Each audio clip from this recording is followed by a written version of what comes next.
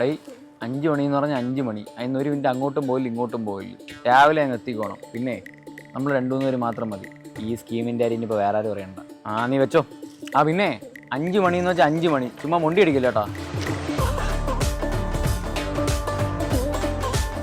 എന്താണോ എന്നാ കേറ് ഒറ്റ മൈൻഡ് നേരെ രാമേന്ദ്ര അല്ലല്ല രാമേശ്വരം. ഇല്ലില്ല, നിന്റെ ഒരു പരിപാടിക്ക് ഞാൻ ഇല്ല. കഴിഞ്ഞ ആഴ്ച ജംഗ്ഷനിൽ ഒരു ചായ കുടിക്കാൻ കൊണ്ടുവന്ന് പറഞ്ഞാൽ നീ നേരെ വണ്ടി കൊണ്ട് നിർത്തിയ 3 അതിന്റെ പനി എനിക്ക് 2 ആഴ്ച മുമ്പേ മാറിയുള്ളൂ. നീ ആയിട്ടൊരു പരിപാടിക്ക് ഞാൻ ഇല്ല. പോടാ അണ്ണാ ഇപ്പൊ കണ്ട റീലാണ്. രാമേശ്വരത്ത് മുത്തുക്കൂട് അണ്ണന്റെ ഒരു ചായക്കടയുണ്ട്. അവിടെ പോയി ഇപ്പൊ തന്നെ ഒരു ചൂട് ചായ കുടിച്ചിട്ട് നാളെ വൈകിട്ട് ആ ചൂടോടെ തിരിച്ചു വരും. ഒത്തക്കൂടെ അണ്ണന്റെ ചായ. നീ ആയിട്ടൊരു പരിപാടിക്ക് ഞാൻ ഇല്ല. വിട്ട് പോടാ. അനീഷണ്ണ നിങ്ങൾ എന്നെ ഇത് പറയണം. പണ്ടൊരു അനീഷണ്ണ ഉണ്ടായിരുന്നു.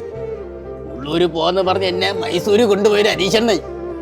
ആ അണ്ണനാണോ നിങ്ങളൊക്കെ ഇപ്പൊ വെറും തന്ത വൈബായി. തന്ത വൈബ് എന്റെ തന്ത പോലും ഇങ്ങനെ എൻ്റെ അടുത്ത്.